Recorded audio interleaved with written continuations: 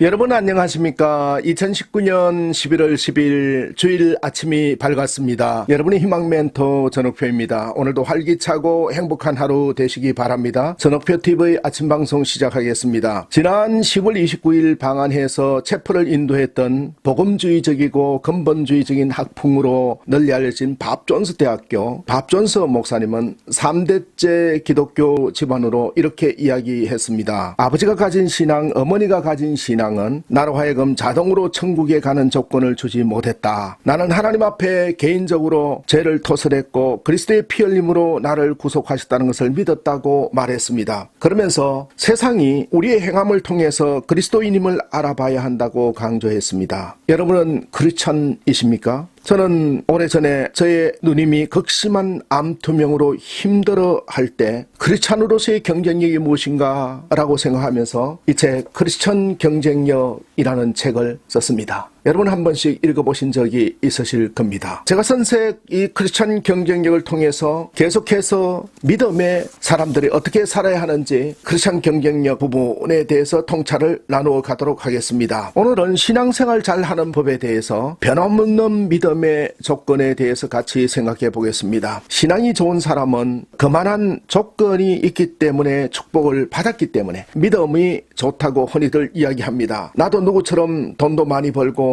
또 건강도 주시고 자녀들 축복해주면 교회 나가지 마라 그래도 나가고 신앙생활 하지 마라 그래도 신앙생활 잘 할 수 있을 거라고 생각하는 분들은 명심해서 읽어야 할 책이 있습니다. 그것은 바로 성경 66권 중에서 욥기서라는 책이 되겠습니다. 욥기서를 보면 사탄의 불만이 나옵니다. 하나님이 욥에게 좋은 것을 주셨기 때문에 욥이 늘 하나님을 경외하고 섬기고 순종하였다고 하는 것이지요. 욥이 하나님을 경외하는 것에 근본이 조건이 있다는 것이지요. 축복을 받았다는 것입니다. 그러나 하나님은 조건이 없는 것입니다. 오히려 욥이 하나님을 경외하였기에 축복을 주었다는 것입니다. 그러나 사탄은 그 축복의 울타리 때문에 하나님을 경외한다고 우기면서 욥에게서 그것을 다 뺏어가면 아마 욥이 하나님을 경외하지 않을 거라고 얘기하면서 시험해 줄 것을 요청합니다. 그래서 욥기 1장 10절에는 주께서 그와 그의 집과 그의 모든 소유물을 울타리로 두르심 때문이 아니니까 하고 울타리를 둘렀다는 그의 이해의 범주를 나타내는 것이지요. 사탄의 입장에서는 저도 그만한 울타리를 주시면 그만한 축복을 주시면 저도 왜 하나님을 경외하지 않겠습니까? 라면서 참소를 하게 되는 것이지요. 이런 하나님의 통치의 깊이를 깊이 깨닫지 못해서 그런 것이지요.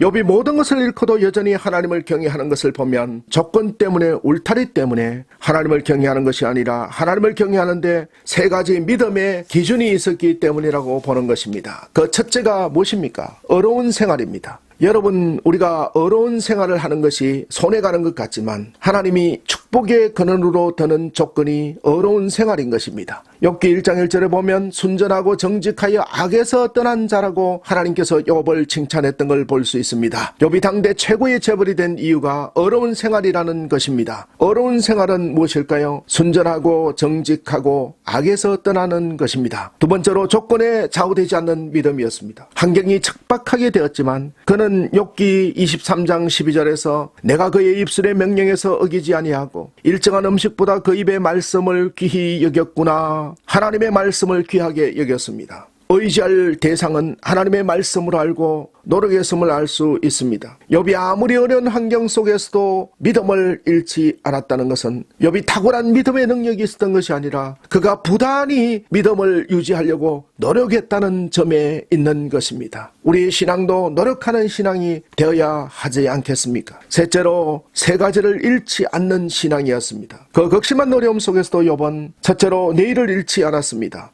욥이 희망을 가진 계기는 나무를 보면서 희망을 갖게 되었습니다. 모든 것을 다 잃었지만은 나무가 밑둥이 잘려나가도 새싹이 나는 것을 보면서 욥기 14장 17절에는 나무는 소망이 있나니 지킬지라도 다시 움이 나서 연한 가지가 끊이지 아니하며 나무를 보고서 내일의 소망을 가졌습니다. 여러분 희망을 가지시기 바랍니다. 밑둥지가 남아있는 한 다시 싹이 나고 움이 나고 그 싹이 연한 싹이 잘리지 아니함을 믿으시기 바랍니다. 두 번째로 하나님을 잃지 않았습니다. 욥기 23장 10절에 나의 가는 길을 그가 아시나니 그가 나를 단련하신 후에는 정금같이 나오리라고 고백하고 있는 걸 볼 수가 있는 것입니다. 세 번째는 기도를 잃지 않았습니다. 그가 기도할 때에 하나님께서 모든 재앙을 멈추시고 갑절의 축복을 허락하셨던 걸 볼 수가 있는 것입니다. 사랑하는 여러분, 내일이 있습니다.